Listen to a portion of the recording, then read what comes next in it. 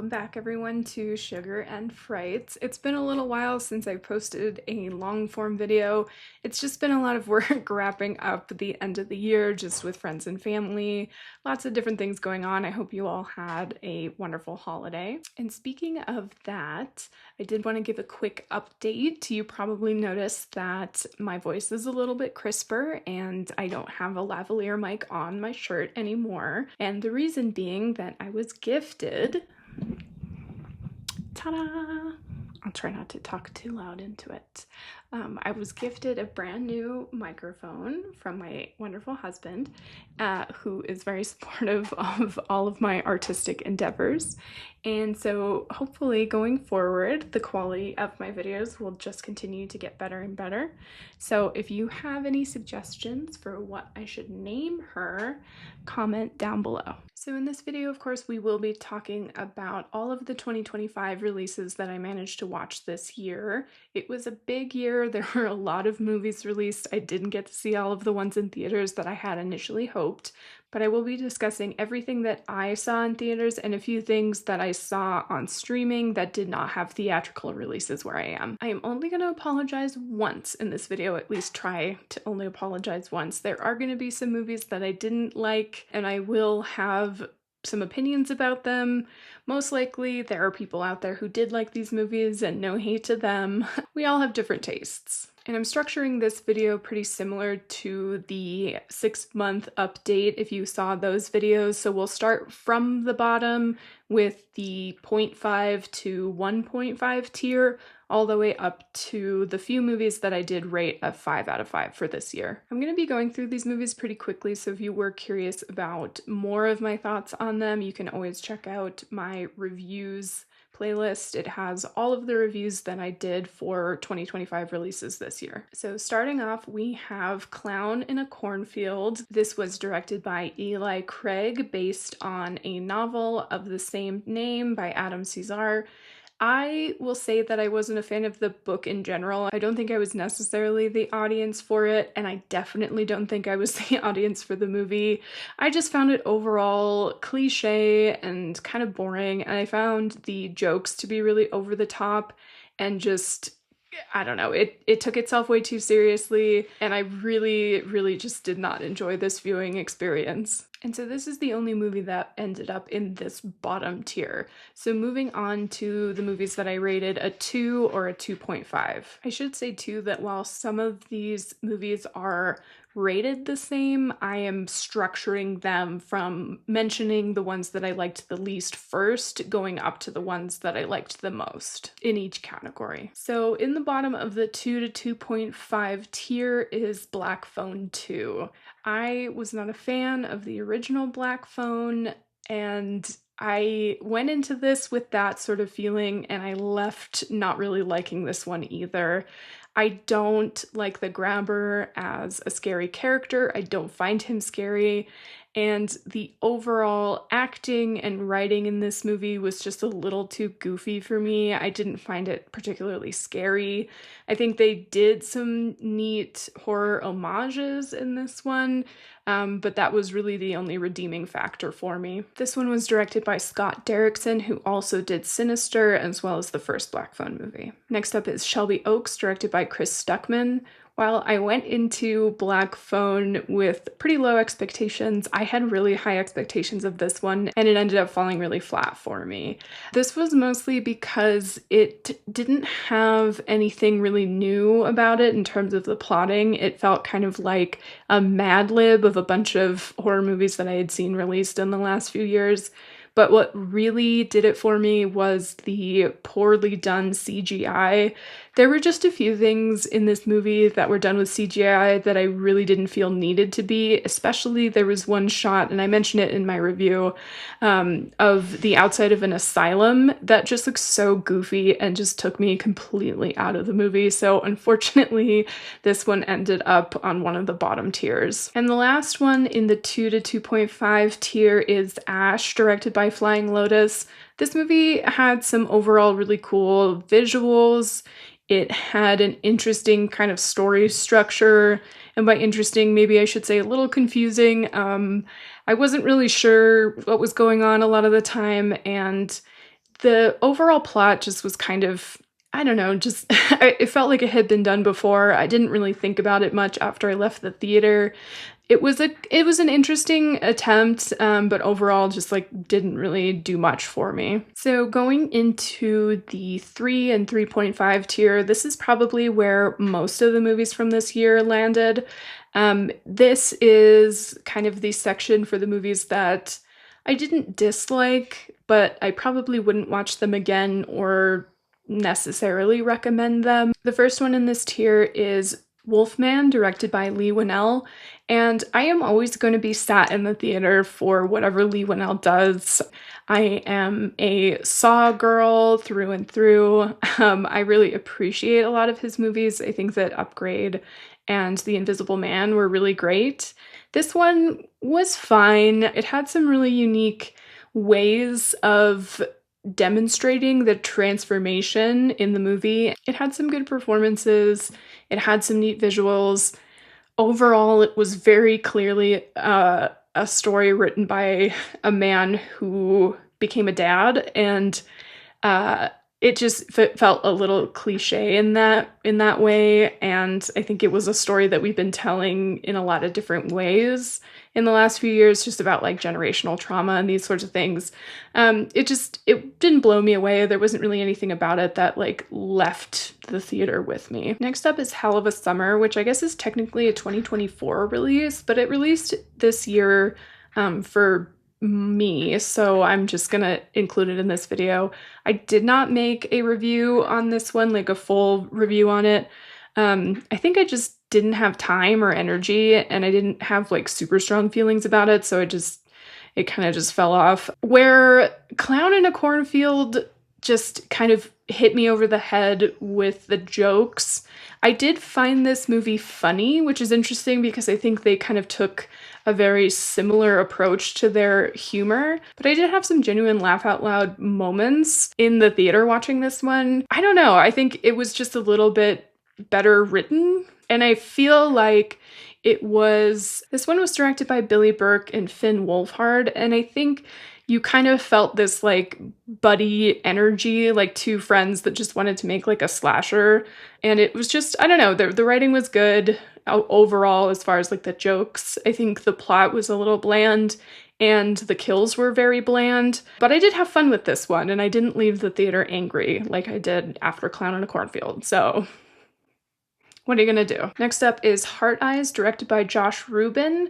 This one, there were some things that I found pretty funny, pretty entertaining. We don't have a lot of good Valentine's Day horror movies. I wouldn't say that this one is a good Valentine's Day horror movie. It's fine. The ending I felt was kind of silly, kind of goofy, and not in a fun way. Like the killer reveal was kind of, I don't know, just it didn't really make sense. It wasn't very compelling, but there were some neat little details, and I do love Valentine's Day, so I loved like having, you know, a killer with heart-shaped eyes and like all of his little tools have little hearts on them. So that was fun. I don't know. I enjoyed it. Probably wouldn't watch it again though. Next in this tier is The Damned, directed by Theodor Paulson. This was actually the very first movie that I did a review on, and it is also technically a 2024, but it was released here in 2025. This was a movie that was filmed in Iceland, and I think one of its really strongest features was its scenery. It's a very beautiful movie. It's very cold. It's very picturesque, and it really adds to the feeling of isolation that you're meant to feel throughout the storytelling. I think overall, it was an entertaining movie. I liked it, but again, it just sort of falls right in this like mid-tier. Next in this tier is Presence, directed by Steven Soderbergh.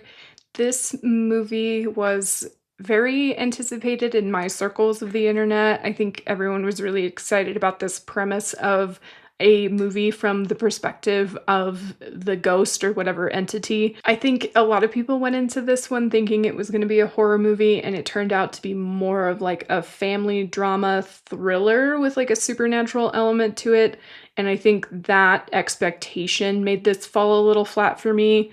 It was a really interesting execution, and there's some really cool details about how they filmed this because it was a lot of like really long takes. And the ending, kind of the twist, was interesting too. I think it's definitely worth a watch if you're kind of a movie nerd and you like supernatural kind of thrillers. It just wasn't what I was expecting, which is why it didn't rate higher for me. Next is The Carpenter's Son. This was directed by Lofty Nathan. This movie is kind of an enigma to me. I am not really sure who this movie was made for, and I made some videos on my TikTok talking about that. If you don't know, it is a horror movie that is based on like the story of an adolescent Jesus. And so a lot of people from more conservative Christian circles were pretty upset about this one. I don't know if they needed to be. It wasn't like, I don't know, I can't say. I was expecting it to be a lot more strange and I guess over the top than it ended up being.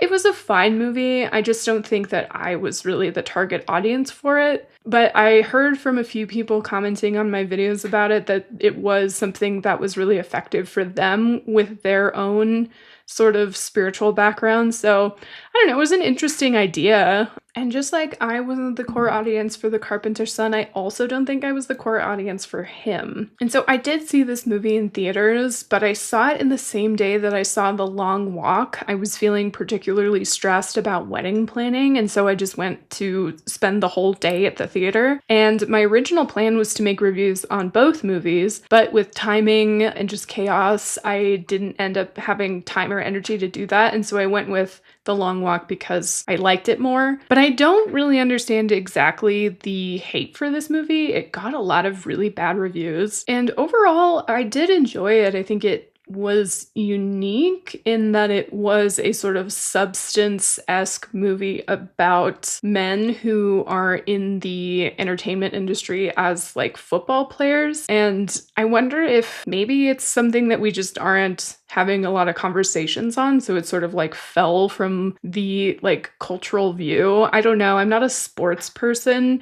And I wonder again, like with The Carpenter's Son, like, is there an overlap, like a significant overlap of people who are like sports people and people who are horror people? You know what I mean? Like, I wonder if this movie was effective for people who consume a lot of sports and like think about like the overall issues surrounding like major sports like this, like with injury, like head injuries and the kind of like body consumerism that happens with like trades and things like that. Again, I'm not an expert, I don't know, but I don't know, it's one of those ones. I think that this movie might have like a cultural reevaluation at some point, because I think it had some interesting things to say, but maybe not in like a time that we needed them or wanted them, or I don't know.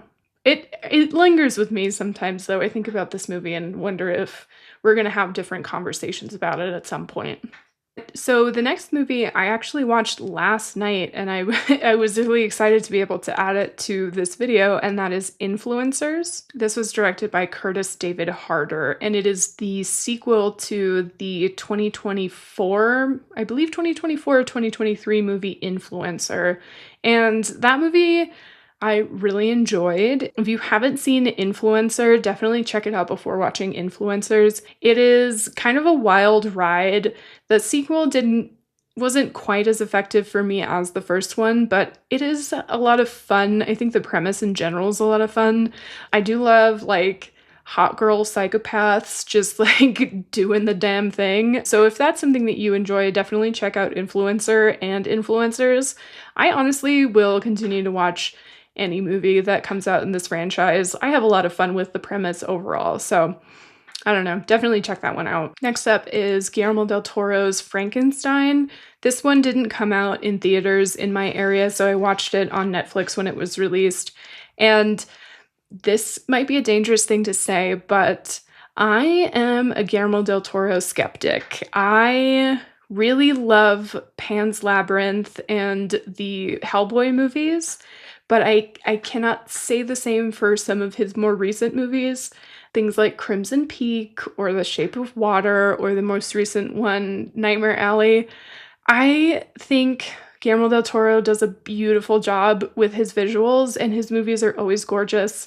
and there's a lot of love and energy put into the visuals, but I cannot say the same thing with the plotting. For me personally, I don't know what it was about Shape of Water and Nightmare Alley. I found those movies to be kind of boring, and I had a hard time finishing them. And so when this movie was announced, I was a little trepidatious of watching it just because of those experiences, but I'm really, really glad that I did. It is a beautiful movie. The performances are absolutely wonderful. It is very over the top. And I think I saw some people comparing it to like, Willy Wonka meets Sweeney Todd or something like that. And it feels very Willy Wonka, like it's just goofy and insane and just over the top. So it is definitely one of the more fun movies in this category, and that's why it's sort of higher in the ranking. So the last one in this tier, and my heart aches to rate this movie this low, is Good Boy, directed by Ben Leonberg. I think that everyone should watch this movie simply for the craftsmanship and the love that went into it, and Indy's performance. This movie it was really, it was so much was put into it. It was a lot of hard work. It was a labor of love. The overall just execution of the movie just fell a little flat for me. I think the plotting was a little iffy. I wanted to feel a little bit more emotional about it, but I don't know, something about the execution just didn't really work for me. But it is really cool conceptually, and my favorite part, honestly, was watching the post-credit scene and seeing them kind of figure out how to do these things with Indy. I think it's a really cool exercise in filmmaking, and I hope that, to see more stuff like this. But overall, it's not a movie that I think I would watch again. Okay, so we're getting through this and we're getting higher up on the list. So next we'll talk about the movies that I rated a 4 or a 4.5. So these are the movies that I liked, movies that I might watch again, but movies that weren't quite perfect for one reason or another. So the first in this category is The Monkey, directed by Osgood Perkins. In the same way that I'm a Guillermo del Toro skeptic, I am also an Osgood Perkins skeptic. I think he did some damage to me with Longlegs. That was like my most anticipated movie of 2024, and it just was not what I wanted it to be. So knowing that and going into The Monkey, I sort of set my expectations there. And I think that this one was a lot more effective for me because it didn't take itself quite as seriously as a lot of other Osgood Perkins movies does. And it was fun. It was funny, it was gory, it was surprising, it had great performances. Overall, I had a lot of fun with this movie, and so that kind of brought me up a step with Osgood Perkins. Next is Bring Her Back. This movie was directed by the Philippou brothers, who did Talk to Me. This movie, again, it's in this tier because it's not quite perfect. One of my favorite things about this duo is their ability to create very unique visual supernatural horror, like supernatural horror that feels like totally new and fresh. It's creating its own sort of like visual style and plot style that gets us further and further away from like the cliche haunted house stories of the early 2000s, and I love that, and I love that they're doing that. Again, another, director or directors that I will consistently see whatever they do in theaters. I'm not sure why this didn't rate higher for me. I think overall it was just, there was a certain depth that was lacking, and I can't really point to what exactly it was. Usually I know that I love a movie when I can't stop thinking about it after I watched it, and this one I was content with just sort of leaving that experience in the theater. Next is Keeper, also directed by Osgood Perkins, and this really surprised me. So my theory up until watching this movie was that maybe Osgood Perkins just needed to do more like comical and like over the top horror because of how well like The Monkey landed for me. And so this one I knew was going to be a bit more heavy, a bit more contemplative. And so I was I was a little skeptical, but let me tell you that I really enjoyed this movie. I think it had some issues, but it had some of the most unique visual horror that I've seen in a long time. And it was genuinely really unsettling and really spooky for me. I will also say that Tatiana Maslany carried this movie so well. I love her, and I think she should be in so many more horror movies. So I hope that continue to see her, because she was excellent. So Osgood Perkins has cautiously redeemed himself for me this year. I won't say that I won't go in to his upcoming stuff with a little bit of hesitation, but you know, these two this year undid some of the damage that was caused to me psychically by Longlegs. Next we have Final Destination Bloodlines, directed by Zach Lipovsky. This movie I had so much fun with. I went to see it with a couple of friends, and I was screaming and cackling the entire time. And once the movie gets started, it doesn't let up. So, you know, it's in this category for a reason, but this is something that I might watch again just because it's a lot of fun. It doesn't take itself very seriously. It does a lot of fan service. One of the things that I love about this movie is after watching it, I saw a lot of behind the scenes stuff about how they did some of the kills in this movie, and a lot of it was like a really cool blend of practical effects and CGI. There was some really neat just like problem solving. So if that's something that you are nerdy about, definitely go look up those videos, because they did some really cool stuff with this movie, and I feel like overall it was really fun to make and really fun to kind of continue this franchise. Next up is Together, directed by Michael Shanks.